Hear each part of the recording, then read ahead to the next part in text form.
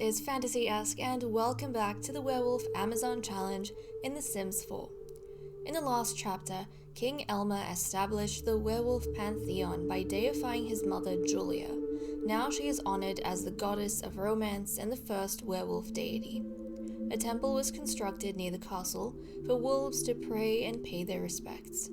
Afterwards, Ed made the difficult decision to break up with his fated mate, Eugene, due to the personality differences.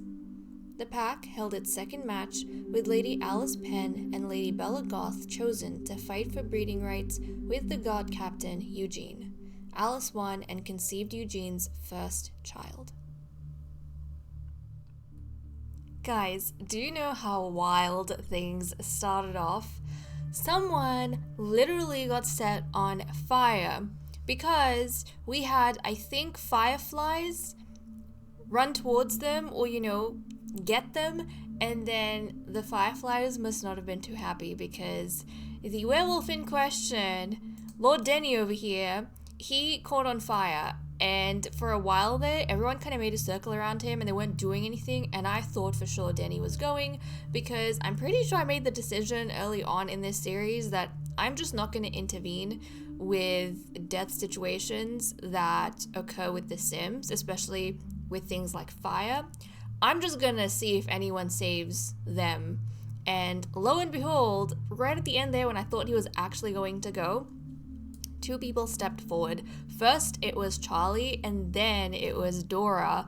So, Charlie, one of our god captains, I was so proud of him because I thought, oh my goodness, he's being a god captain. He's actually doing some captaining and some guarding. It was amazing. And then Dora over here.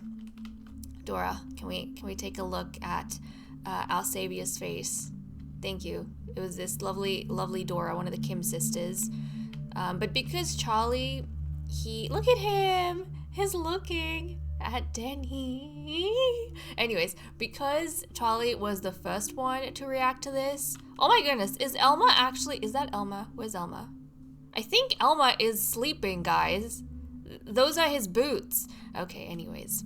Yeah, because Charlie was the first one to react to Denny being on fire and helping him, they have sentiments for each other now. So for Charlie, he feels a bit closer to Denny because it was like such a close call. And then for Denny, he sees Charlie and Dora as his like lifesavers. So I think that is just too cool, and I figured I'd just leave him covered in soot so I can tell you guys the craziness that happened. But yeah, why don't we get going with our notes, because we have some notes for our lovelies over here. So we'll start off with Alice, who is still in her first trimester, so we have a bit to go. Alice, guys, wants to chat with Josephine and get out of her shell just a little bit. Oh, okay, so Denny's now being swarmed with bees. I'm sorry, Denny. I'm sorry. Okay, after being thrust into a match straight after her arrival, she hasn't been able to make any friends among the werewolves. She's hoping there's no bad blood between her and the Goths, even if Bella doesn't feel the same way. So yes, she is going to excuse herself from the Sims over here. Okay, let's excuse ourselves from everyone. Just a little bit. Okay, I think she was about to become the target of some fireflies, but she's pregnant, so I don't think she can die anyways. But she got saved by the interaction that we needed to do. Now, where is Josephine? Did she even show up? She should have. She did. Oh my goodness, Josephine, why are you all the way out here? I don't know. Josephine, can you stop for a second? We're gonna come and we're gonna just chat with you a little bit. Maybe she feels like Josephine's a bit of a safe bet because she's kind of away from the rest of the pack, so to speak. Anyways, we're gonna go out and we are going to talk to Josephine. You know the lot we're on, I actually had to... Wait, what? Who's getting attacked now? Ed's getting attacked by spiders. Okay. Yes, this is a bit of a crazy lot for us to be on. I realize that. But we had a pool section, which I thought looked so pretty in wintertime. And then I remembered last season when, a bunch of Sims kept dying because they were getting into the water and they were getting cold. So, wait, where'd she go? Where'd she go? Where the heck did she go? Josephine, where you at? Don't run away from us. Don't run away from us. Share the big news. Come on, we just want to chat with you. You're making us run, like literally everywhere. We just want to chat with you, honey. So we're gonna just speed through here and get to her. Otherwise, it's gonna take us forever in a minute. Okay, there we go. But yeah, she got kind of paired up in a match. Like as soon as she came, she didn't really have time to settle in. She didn't have time to get to know the others, build any friendships. So she really doesn't have anything like going on for her. She's only friends with obviously the matchmaker and Stone, but none of the ladies, which she should be friends with because they're the ones she's going to be staying with for the most part. That's kind of like her unit.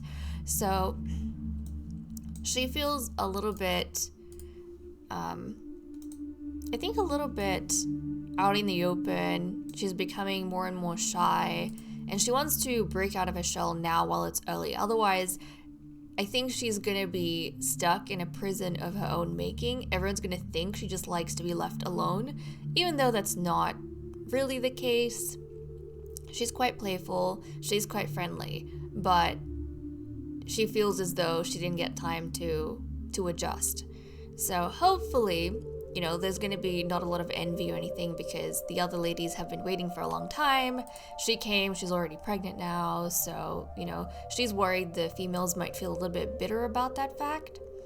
And then she doesn't know what Bella's going to say about her, since Bella has been sent back to, live with the others, and she's stuck here again until the birth of her baby, which she's happy about the baby and everything, but also that's just it's gonna exaggerate the distance she already feels with the others.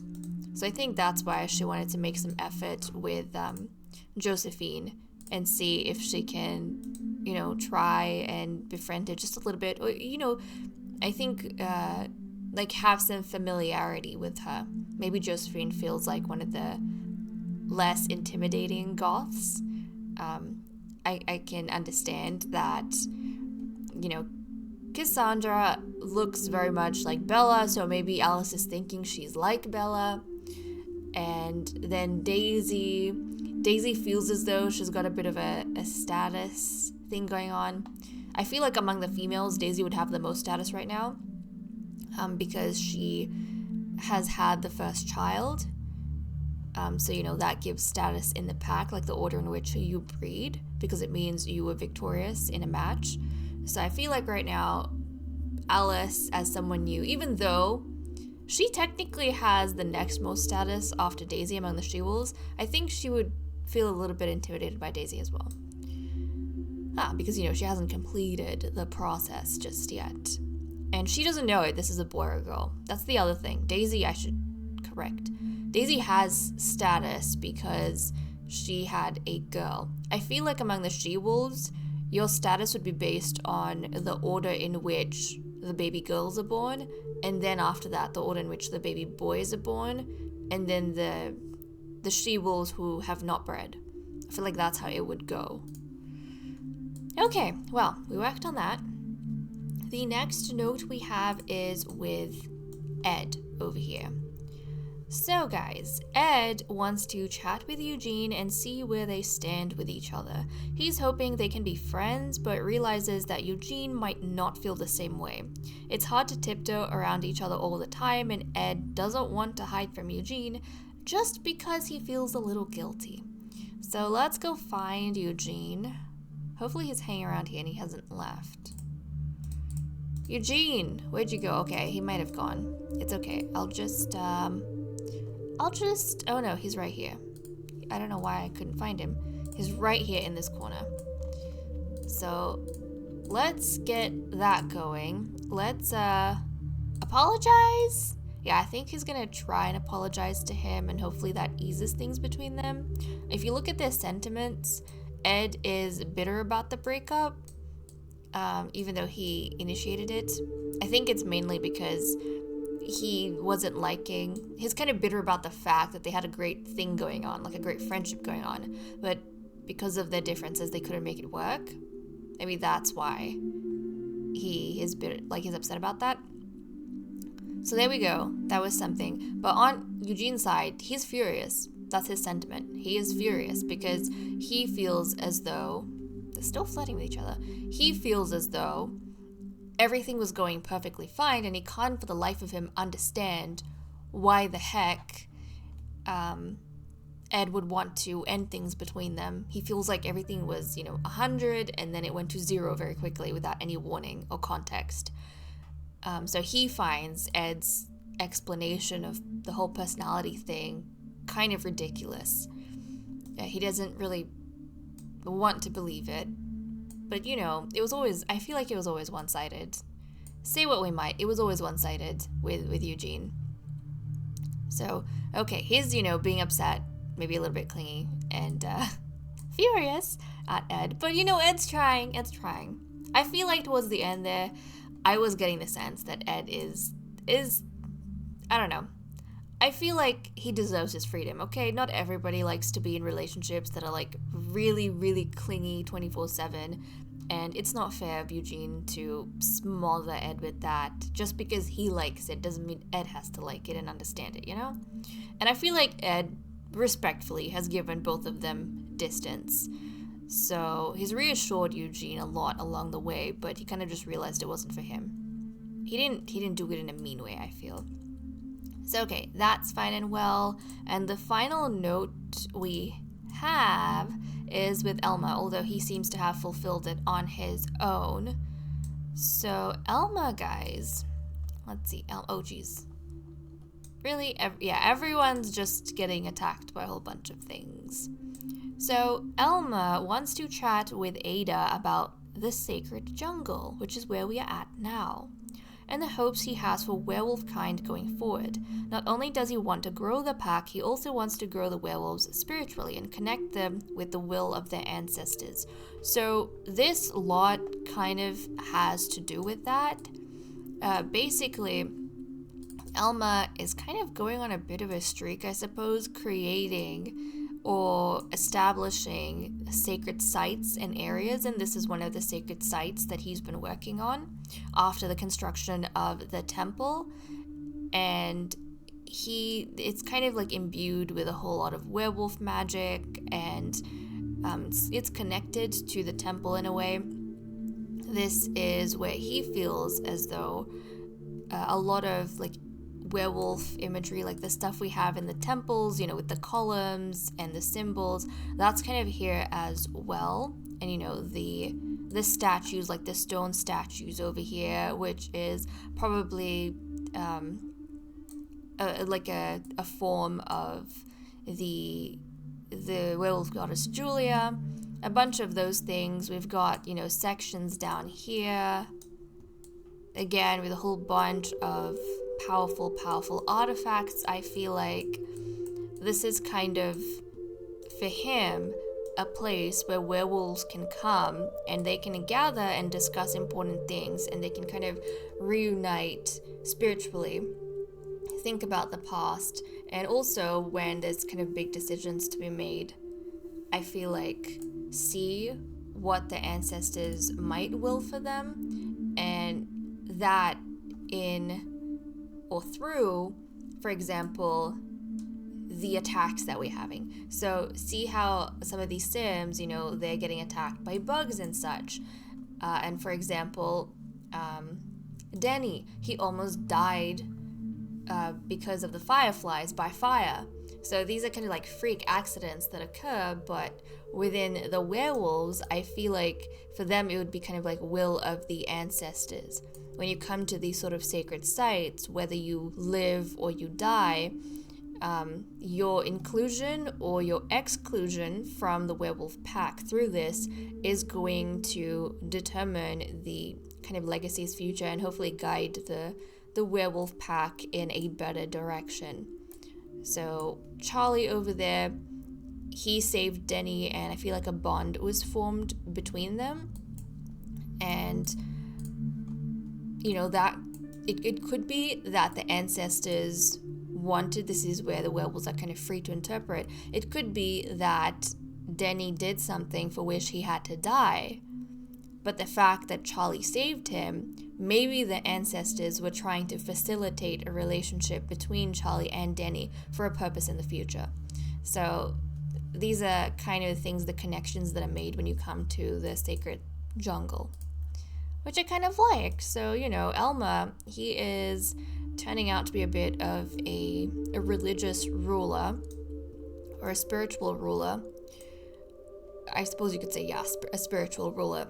And it's interesting because when he was younger, he had this idea of being better than, you know, the savage side of their werewolf selves and their werewolf kind, and being more civilized. So it's kind of nice to see that. And you know, look at this, all these spiders, these kind of creatures attacking you. It's like humbling for the werewolves, because when you get into a rage, I feel like the werewolves, they might start to think that they are kind of above everyone and everything, and having these, you know, tiny creatures suddenly crawling up your spine and everything, that you can't seem to swat off fast enough, I feel like that would humble them just a little bit. So there we go. Now, it seems as though they are having a hard time kind of getting through, so I'm gonna make some adjustments to this. I wonder if I take out this thing, whether they can actually get into the temple? Just out of curiosity, like, can you guys actually get through? Okay, they can, and they're starting to go inside. Yep, okay, excellent. So they can get through, and I'm assuming the stairs would work as well. Let me try bringing them down here and see if the stairs work. Because I would... Okay, so something is obviously not working. I would like the whole lot to be accessible to them. Now, is it because... It could be because of this. Like, this is blocking off everything. Okay, if I get rid of that, can he come down? Do we have other things blocking? Let's see. I want to try and make this a lot playable, because I would like the werewolves to, you know, go in and around. Okay, so maybe it wasn't that. Let's see. Let's try and see, guys. We're going to work together to figure out what the heck's happening here. Okay, I don't think it's the plants. I don't think it'd be this or the plants. Would it be this, maybe? I feel like it shouldn't be. Maybe something here. But this doesn't feel like it's very... Oh, maybe it's the hay. Okay, let's try bringing them down again. Let's see. Can you not go down still? Nope. Is it the fact that we have all these plants here and you literally cannot... Okay, maybe get rid of this.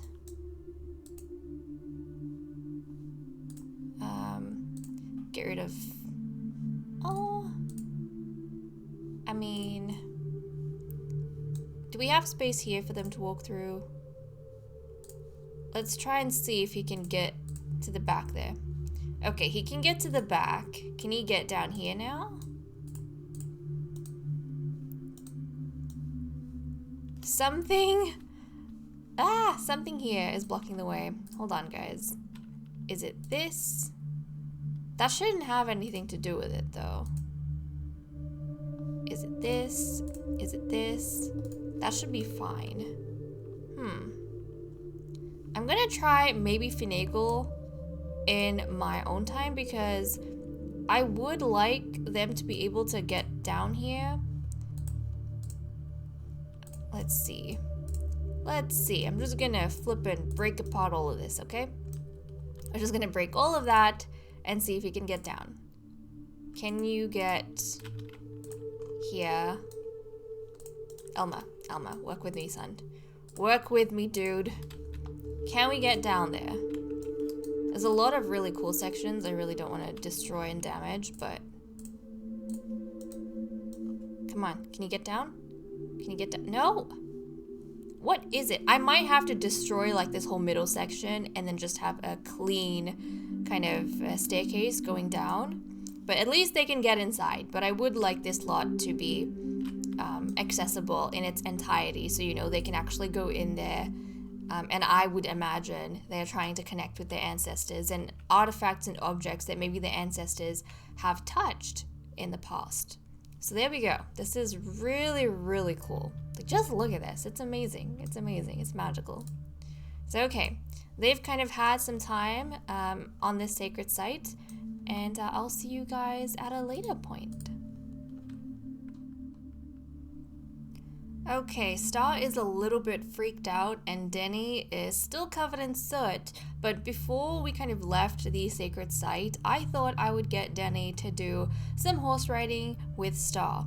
So we can build up his skill a little bit more and we can build up Star's skill. We had some barrels nearby. It looks really cool that snow is starting to melt off the ground. It was almost entirely white, like thick with snow when we started off this section, but it seems to be like fading now. What's going on with this season? Oh, we're almost at the end of winter, so I suppose that makes a bit of sense. Anyways, get him to ride, and I'll get one of the others to do some riding as well. Let me just see what Ed is on. He's on 4, and Elma has 4 as well, but I think Elma has less. 15... 94, that's right. Okay, so we'll get Elma to ride Stone. So let's actually get him to ride Stone. I can't wait for the seasons to get warmer and for us to stop having all of these like freezing temperatures so that I can get these werewolves to ride in their armors, because I think that'll be so cool. Okay, let's go for a relaxed ride because I don't think we have any jumping hoops or anything nearby. So we'll just get Elma to ride with Stone. There we go. I think Alice has entered her second trimester, which is very nice. Yep, there we go. And it's good to see that her and Eugene are getting along quite well. I suppose that is another friend that she has. But actually, she only became friends with Eugene recently, because when we were looking at this panel early on, it only had Denny and Stone. So that's good. But you know, I hope she doesn't become outcasted by the females, because she only has really a friendship with like one of the, like 2 of the male werewolves. You know, someone from the court, Denny, and then someone from the Royal Guard. So hopefully that's not a thing. Also, in regards to the Royal Guard, I don't know if I've talked about this. Basically, the sons that are born, they're going to be entering the Royal Guard, and they are going to serve as, you know, the guards, for, like, soldiers and guards for the werewolf pack. So they will be trained up by Charlie and by Eugene, for that kind of purpose. For purpose of fighting in a war and whatnot. And protection, I suppose. Largely protection and security. I don't know why Helen is so upset right now, but yes, that is what's happening with the gods. In my mind, I've had it that, you know, the girls are supposed to be joining, but no, that was last generation, because we were breeding boys to join the court, and so the daughters would have joined the guard. Which Lillian, she died when she was a teenager. We only ever ended up having 1 girl. Hopefully things are going to be different this time around. We get to flesh the gods out just a little bit more as well. But, okay guys. I'll see you guys in a bit.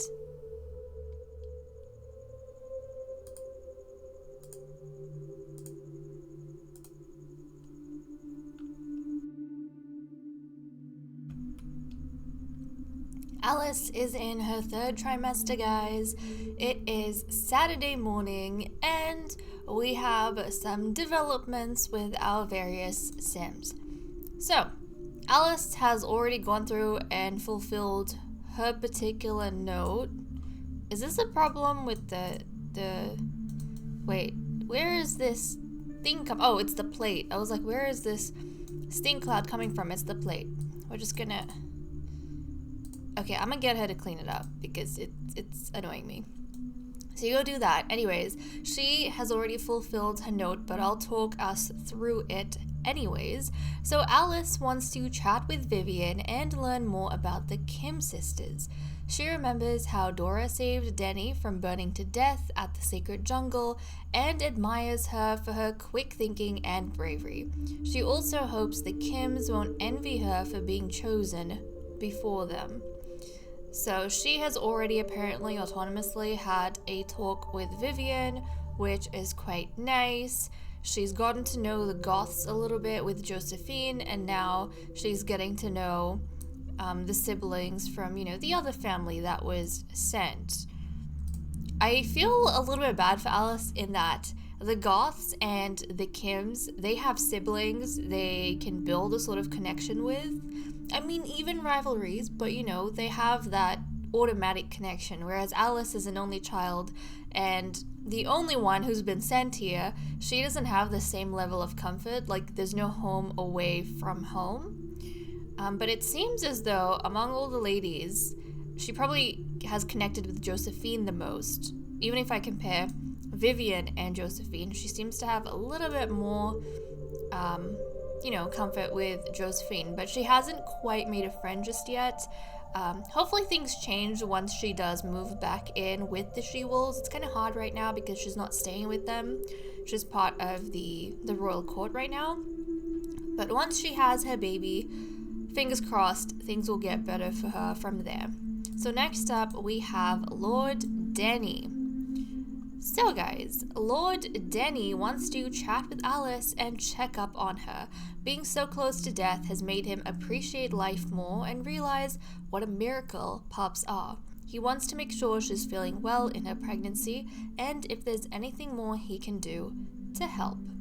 So he probably never thought very much about dying beforehand, but that close call he had with the fireflies, it definitely put things into perspective for him and made him appreciate, not just his life, but his role more. Obviously, being a matchmaker, you would be keeping in mind the fact that you are pairing up wolves who are going to bring the next generation, into the pack, but I don't think he really thought about what a miracle being able to conceive is, and having, children to pass on the pack to. He kind of took it for granted just a little bit. Like, yes, it's always happened and it'll always happen. But he didn't realize that it is actually quite a precious thing. So he has started being more attentive to Alice, I suppose. So he is going to ask her due date. Come on, where did Alice go? Where'd she go? Okay, she's coming back around. Yeah, so he's going to talk with her a little bit. He's going to ask about her due date. See if there's anything he can do to make, life more comfortable. Did she? Oh, she's over here. I thought she slipped for a second. I was like, oh my goodness. Can they do that? Can pregnancy slip? But no, she's fine.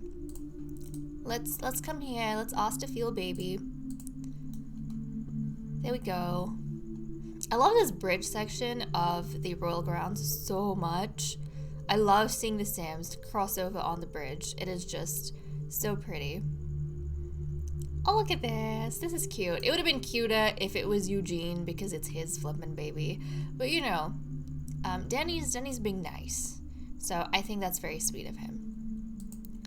Next up, we have Ed, who is a werewolf, so he probably can't do anything anyways right now. He's got 2 hours of rampaging left before he calms down. Okay, dude, what's going on with you? What's going on with you? So let's go through his note, and then I'll probably have to fulfill this off camera, but Ed wants to chat with Charlie because he's proud of how his younger brother stepped in to save Danny from death, but also because he's noticed that Charlie was paying more attention to Danny afterwards. He's curious about what connection the two might have going forward, especially because Elma probably talked to all the pack members when he was constructing or having the sacred jungle constructed and its purpose, and he was kind of saying that this place will kind of show us the ancestors' will, and now Ed's wondering, well, what does the ancestors' will have to do with Denny and Charlie? It's also an interesting thing to note that neither Charlie nor Denny have a fated mate yet. At least I hope Charlie doesn't. I have no clue because Charlie is, not staying with us. He's staying somewhere else. So I really wouldn't be able to tell you what's going on there. We thought flippin' Elma was unmated, unfated, because he was staying with us, but somehow he managed to connect with Ben, of all people, Ben Empire, and became fated mates with him. We found out the hard way, unfortunately. There was no notification or anything about that. So I don't know if the same might have happened with Charlie. If it can happen with Elma, it probably could happen with Charlie. But I'm gonna assume there's nothing going on right now. So there could be something there. Which would be interesting. So okay, now that we have wrapped that up, the last note we have is with Elma, and actually he probably won't be able to fulfill this either because his note has to do with his brother, who is apparently in no condition to talk, but actually this goes perfectly well with the note I had prepared for him. So Elma wants to be friendly. Is he gonna do a sword fight with Charlie? Yay, why not? He wants to be friendly with Ed, yes, and talk to him about his terrible mood lately. He's noticed that Ed is always enraged and having a difficult time controlling his wolf side. Elma doesn't want to assume things, but he's wondering if Ed's temperaments have changed since the breakup with Eugene and if that's affecting him. So, okay, Ed, he's transformed back. Good. But if we look at his temperaments, he is sensitive to loud noises. So, music, pretty much the only thing we would have is the music. He's sensitive to being up during the day because he prefers to sleep during the day. And he's sensitive to any sort of excitement and fun. And that's what he is. He loves being playful and having fun. So literally, he is in a constant state where his fury is just building up. And he, has not been that stable. And Elma is one of the few people who are actually noticing that he has not been stable. So why don't we track... Oh, wow, Charlie was down. He was down doing a sword fight, wasn't he? Okay. I'm sorry, guys. I'm gonna have to end this sword fight because we really want to chat here. Apologize? Why? I mean, do we have a bad sentiment with him? Oh, okay. So they have, personal rifts with each other. What the heck? Since when? Why? They have personal rifts with each other, but Charlie seems to be hurt by something that Ed has said or done. Well, let's try and apologize to him. I have no clue where that came from. Yeah, let's go and apologize to him. Maybe they had, I don't know what this rift would have been about, but obviously they had something happening before you went to the sacred jungle. And then after the incident at the sacred jungle, I think Ed definitely feels like he wants to maybe patch up with Charlie a little bit, or at least, put aside his grudge for a second and thank his brother for what he did for a member of the court. This is kind of the first time Charlie has gotten to really prove himself as a guard captain, and I think that is actually really, really cool, because I'm not gonna lie, when he and Eugene were appointed as guard captains, I don't know about you guys, but I didn't really have high hopes for them, I thought they were more or less gonna be useless, but apparently that ain't the case. So come on, let's make some effort, let's apologize for your rough talk or whatever the heck you guys did to end up in this state. They're not friends anymore if you look at their relationship, but it's not in the red. Their relationship is not in the... Where the heck did Charlie go? Charlie, okay, he's been waiting for us over there. Apologies, Charlie. But yes, apparently he's been doing a solid job.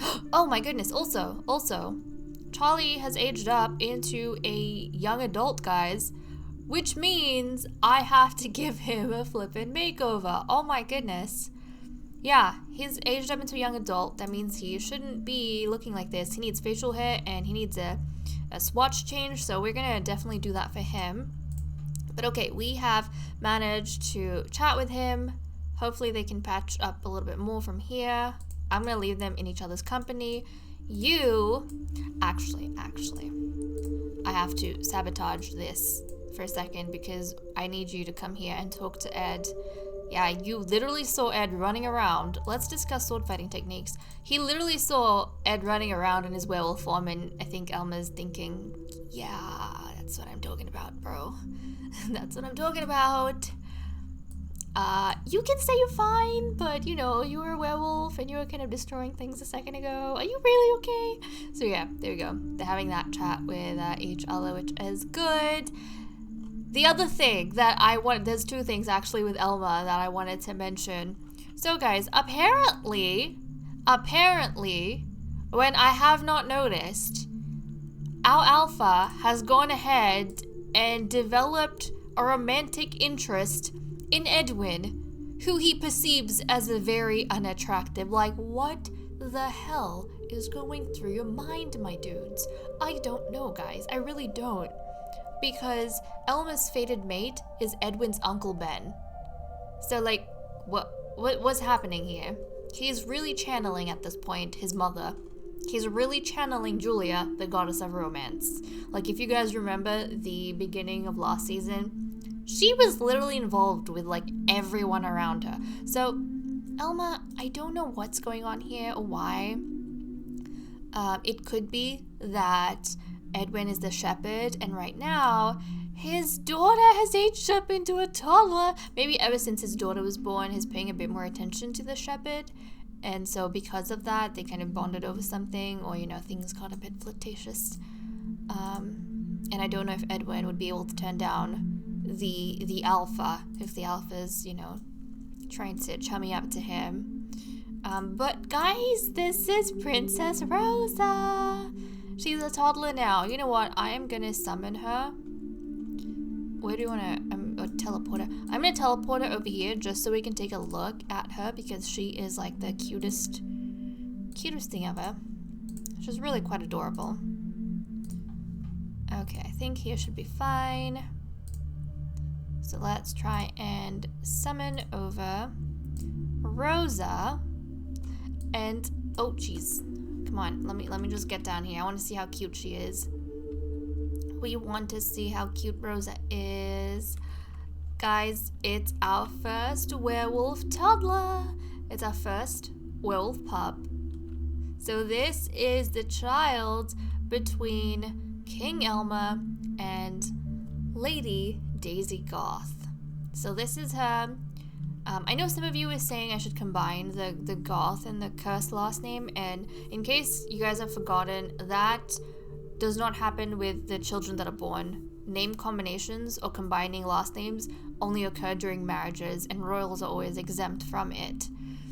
So, you know, if Elma did marry Daisy, then Daisy's last name would change and not Elma's, and their children, if Elma's, like royal children, would still have the last name Curse. Doesn't even matter. But there we go. She looks cute, doesn't she? I think I might be mistaken. I feel like she's the first pup we've ever had with black hair. I feel like all the other children, I think we've had dark gray with Edwin. Sometimes it might have been dark enough to look black, but he's always had dark gray hair. Whereas Rosa, yeah, she's got black hair. But look at her. She's adorable. Her goth aunt's gonna come and tend to her? No? Okay, I mean that's fine. But we got to take a look at her. She looks adorable. She's a little cutie pie. Well, there we go. Her in this lighting out in the sun. Now, from what I remember, the skin shade she got is actually in between her mother's and her father's. And I don't remember specifically what number they had, but obviously Elma's a lot lighter and Daisy's darker. And then this little one, Rosa, she actually got a skin tone in between her mother and father, but both of them have warm skin. So that's kind of cute. That's kind of cute. But okay, kiddo. She's really fussy, I think, from what I remember of her trait. She's a fussy child. Okay, I am going to... Did we take a close-up of her face? I feel like I keep forgetting to do that. Like taking close-up of the Sims faces. So let's just, she's got the black hair, she's got the light green eyes, she's got a really cute silver and mint circlet. Silver, obviously, because she's the alpha's child. The alpha is the only one that wears a gold circlet, but she has the mint stones because that's the color of Elma's reign. So there we go. Ah, adorable. And I love the necklace she has on as well. That green heart. It looks so cute. So cute on her. Okay, I need to go, guys. I need to give... Who is he? Charlie. I need to give Charlie his adult makeover. Oh, his young adult makeover. And then we'll be right back. Okay, so I figured I would bring you guys into CAS to take a closer look at Rosa and then all her outfits, or her swatches. Just because I realized I was doing all of the makeovers in CAS, so I don't know why I didn't do that for Rosa, like show you guys, her afterwards. So that's what we're gonna do. So we've already kind of had a look at her face, but also the lighting in CAS is always really good. So there we go. This is little Rosa close up. And then we have her everyday outfit. We have her formal outfit. And also, we don't get to see some of these with the kids, so I think it'll be nicer if we just go through them in CAS. We have her sleepwear. Look at how cute she is. We have her party wear, her swimwear, hot weather outfit, which is the same as every day, and then we have her cold weather outfit. And that is pretty much it for Rosa. Now we're gonna go off and check up on Charlie. Okay, I finished the makeover for Charlie. We are going to get a close-up of his face to see how he looks with his facial hair. We are going to go through his outfit swatches, and then we'll have a really quick chat about the trait that he randomized, which is gloomy. So guys, this is Charlie as a young adult. He definitely looks like a god captain now, not gonna lie. He's got hair that is much shorter. He looks more authoritarian, I think, with the facial hair he has going on. But I actually really like it for him. Definitely like a strict god captain, which I'm pretty sure is what we kind of, like the image we had in mind when we were introducing him in chapter 1. So there we go, that is him. We have his everyday outfit. You guys might be wondering why he looks so similar, his swatch looks so familiar. It's because Edwin, the wolf who Charlie from a young age has always considered his best friend, but it's actually been one-sided because Edwin is best friends with Ed. Anyways, Edwin has a pale yellow and lilac sort of swatch, and I feel like Charlie would have copied that a little bit, so he's got yellow and dark purple, or yellow and violet, which is really cool. So we have his formal outfit, we have finally the white armor for the Sons of Soul, which he didn't have before, his sleepwear, his party outfit, swimwear, hot weather, which is the same as every day, and his cold weather outfit. Now I think the swatch that he has on ties in kind of nicely to the gloomy trait. So I think, him being really mean-spirited as a young kid, and that creating barriers between him and people, and then as a teen, feeling like love and affection is not the way to go. It kind of distracts you from your goal. I feel like both of those things have played a part in isolating Charlie just a little bit. And now as a young adult, especially after the recent incident where someone in the pack almost died and, Charlie jumped in to save them, I think Charlie has grown up maybe being a little bit misunderstood, or his intentions being misunderstood just a little bit. And, he doesn't get along too well with some of his brothers, and growing up it was always a sure shot thing where you didn't even have to think much about your familial relationships, because regardless of how you act, they're always going to be there. But now that they're older, people are taking things more seriously, and the grudges between them are lasting longer. And I think he's just feeling really sad and disconnected from people, and maybe him having a similar, outfit swatch to Edwin is his way of trying to find some sort of familiarity and connection to someone in some way. Which is so sad, but I think Charlie's our misunderstood God captain, guys. The one that even myself, I don't know about you guys, but even I didn't have high hopes for him being a God captain. I thought he was going to be quite useless. So, people might have some prejudices against Charlie that aren't true. And I feel bad for him now. But that's it with Prince Charlie, guys.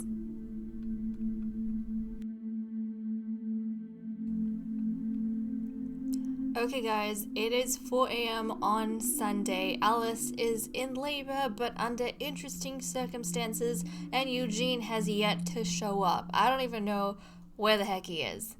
Actually, let's try and find him. Is he on? He should be. I don't know why I'm clicking on Charlie. Maybe because he looks so distinctly different. I can't help it. But seriously, Eugene, where are you? He is down here going off to where? He's going off to dance. I bet you he's going off to dance. All the way on the other side of the property. Well, fine then. Fine, if that's what you want to do. Guys, is it me, or are people just really that unexcited about this birth? Because the child's father ain't even here. He's walking off in a different direction. Charlie, oh bless Charlie. Charlie's actually sweet and trying to be present. So the people who do care seem to be Charlie, and then members of this household like Denny and Elma. I did get Edwin to join us, but Edwin seems to be in a bit of a rage, and so he's just, maybe he's stuck. I'll teleport him over in case he's stuck. But also, he's very angry. He's just not in the mood, unfortunately. Understandable. I mean, it is his fated mate's child, who he is not on good terms with, so maybe he's really not that interested in seeing this baby being born. But that is not the interesting circumstance I am talking about, because, guys, we are apparently going through a period of curse. So, yes, with the For Rent pack, you actually have situations that happen on, your rental lots from time to time. This is the first time I'm having this particular one. I think we've had one before where, all the objects seem to be just breaking, or there's floods, something like that, leak. I think we have seen that on camera. Anyways, I didn't know this was even a thing, but apparently there was this event triggered just before she went into labor. So it says here, cursed. A string of unfortunate events has been set in motion, and it's starting to feel a lot like a curse. Time to play detective and locate that cursed culprit, or you can even call the property owner to sort out the issue. Anyways, we're going to ignore the second half of that. How I'm going to interpret this is that the child being born right now is potentially extra cursed than the normal children. I feel like this is quite the special circumstance. This might not be the way things happen all the time, but just the coincidence of that really, I feel like, makes this child's birth interesting. So I suppose Alice and Eugene, the child is going to be cursed. Or, even if they're not, that's how other werewolves may view this child, as the cursed child, because of the time in which it was born. So Charlie apparently feels strongly about this because he kind of just walked up here and said some nasty things to Alice and is continuing to say nasty things to Alice. I feel like maybe Charlie thinks that Denny's recent death, or, his near-death experience, that is probably due to this child being born, and that Alice has somehow brought a curse upon Elma's reign, or their lives, or the pack, something like that, and he's just not happy. I think it comes from a place of Charlie being protective over his pack members. Look, I feel so bad for him. He's got grudges against, pretty much all his brothers at this point, because I know for sure he has it with Elma and with Ed. And, which other brother do they have? It's Elma, Ed, Charlie, and... Guys, who am I forgetting? Is it just the three? Wait a second. It's just... Oh, it was Harvey! Oh, that's right. Oh, this is so sad, guys. This is so sad. Okay, so Harvey, he has died, obviously, and the only two brothers Charlie has left, he has, these grudges with them, so he's really not in a good place. They don't seem to understand him. Elma probably felt as though that was very disrespectful given Alice's situation, and that Charlie should not have spoken the way he did. But I think Charlie is just worried about the people in his pack. Harvey was one of the brothers he looked up to, and, Harvey died. Obviously, that was due to an execution, not a curse, but it probably adds to his gloominess, the sense of sadness that he carries with himself. Oh, Charlie, I feel so terrible for him. When is he going to find his fated mate, someone who actually understands him and his intentions for what they are? I think Charlie, he kind of acts out sometimes. He probably doesn't speak very well, in that, he's a bit insensitive or blunt. Maybe he's blunt with the way he talks, but I don't think everything he says is from a mean place. That's just, unfortunately, how he expresses himself. Anyways, Alice is finally going to have this child. Let's go ahead and see whether it's going to be a cursed girl or a cursed boy, because either way, apparently we are in a time of being cursed. So let's see, Alice. Let's see. What is it going to be? It's a boy. Okay, and obviously we know the last name is supposed to follow the father because that is how we're tracking the bloodline in this gen. So this is going to be a Blades child. And his name is going to be Master Luther Blades. So Master Luther Blades, welcome to the family. It is a boy. Now I wonder if, the people would consider a boy being born as the curse in effect, or if that would extend to them viewing Luther as cursed. Now, I think based on just comparing him with the mother's skin tone, I think this baby has taken on Eugene's cool skin tone. I think both Alice and Eugene have lighter skin, so I don't particularly know what shade the child has, but definitely the father's skin tone. I feel so bad for Luther. I don't know about you guys, I've recently been feeling more and more disconnected from Eugene. I wonder if it has to do with the fact that Eugene is not in the royal court with us, so we're not spending a lot of time playing him in the actual household. But he was absent. Is he finally coming up? Okay, he's finally coming up. Jeez. He was absent during the birth of the child, but finally he's decided to come up and check up on Alice. And promptly walked away without seeing the baby. Dude. Okay, he's freaking out over there now. Are you going to maybe check out the child? You don't have to.